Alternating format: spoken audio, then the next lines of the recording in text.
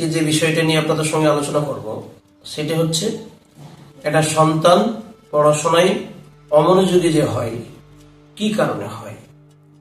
এর দুটো ব্যাখ্যা আছে, একটা হচ্ছে জ্যোতিষশাস্ত্র অনুযায়ী ব্যাখ্যা আর আরেকটা হচ্ছে মানসিক ও পারিবারিক দিকের কারণেও একটা সন্তান পড়াশোনায় অমনোযোগী হতে পারে।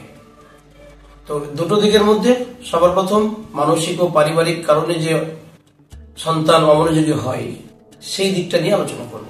যেমন একটা সন্তান যদি একাগ্রতার অভাব থাকে, মোবাইল বা ইন্টারনেট যদি অতিরিক্ত ব্যবহার করে, তার কারণেও কিন্তু পড়াশোনায় অমনোযোগী হতে পারে। বা বাবা মায়ের দাম্পত্য কলহ যদি তার চোখের সামনে দেখতে পায় বা ঘটতে থাকে, সেই প্রভাবটাও সেই সন্তানের ক্ষেত্রে প্রযোজ্য বা প্রভাবটা পড়ে, যার কারণে অমনোযোগী হয়। এবং পারিবারিক অশান্তি যদি লেগেই থাকে, সেটা তার সামনেই ঘটছে প্রতিনিয়ত, সে কারণে কিন্তু সে বাচ্চাটা বিপর্যস্ত হয়ে পড়ে, যার কারণে আপনার পড়াশোনায় অমনোযোগী হয়।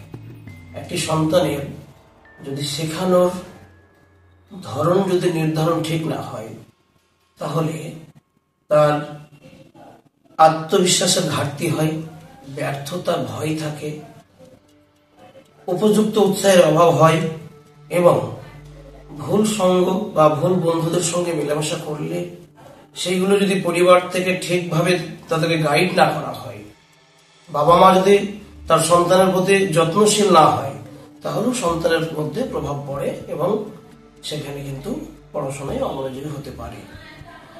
এটা তো গেল মানসিক ও পারিবারিক কারণ। এবার আমরা আসি জ্যোতিষশাস্ত্র মতে কি বলছে। সবার প্রথম আমাদেরকে দেখতে হবে সেই সন্তানটির জন্মছক। সেই জন্মছকে প্রথমত আমাদেরকে পঞ্চম ভাব দেখতে হবে, পঞ্চম ভাব কি অবস্থায় আছে। পঞ্চম ভাব মানে হচ্ছে কি, বিদ্যা, বুদ্ধি এবং স্মৃতিশক্তির ভাব। এইভাবে যদি শনি, রাহু, মঙ্গল বা কেতু কেউ যদি এই ভাবের মধ্যে অবস্থান করে বা দৃষ্টি দেয়, তাহলে সেই সন্তান কি করে, আপনার মনোসংযোগের ঘাটতি পড়ে সেই সন্তানের মধ্যে।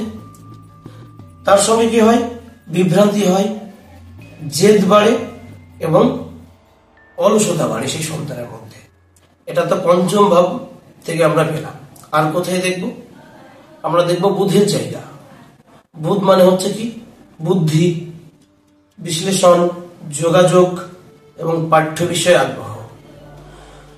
বুধ যদি ষষ্ঠ, অষ্টম এবং দ্বাদশ এই তিনটি ঘরের মধ্যে যে কোনো একটি ঘরে অবস্থান করে বা রাহু কেতু দ্বারা ক্ষতিগ্রস্ত হয়, সন্তান পড়া মনে রাখতে পারে না এবং মনোসংযোগ হারিয়ে ফেলে। আমরা পেলাম পঞ্চম ভাব এবং বুধের জায়গা থেকে দেখলাম। এবার আমরা কি দেখব, চন্দ্র। চন্দ্র মানে মন। চন্দ্র যদি বৃশ্চিক রাশিতে থাকে বা শনি রাহুর দৃষ্টি পড়ে, তাহলে সন্তানের মানসিক অস্থিরতা বাড়ে এবং একাগ্রতা কমে যায়, যার ফলে দুশ্চিন্তা বেড়ে যায়। এ কারণে সন্তান পড়াশোনায় অমনোযোগী হতে পারে বা হয়। এবার আমরা দেখব লগ্ন বা লগ্নপতি যদি দুর্বল হয়ে পড়ে, তাহলে সেই শিশু মৌলিক চরিত্র দুর্বল হয়ে পড়ে, যার ফলে সেই শিশুটি নিজের লক্ষ্যে অটল থাকতে পারে না।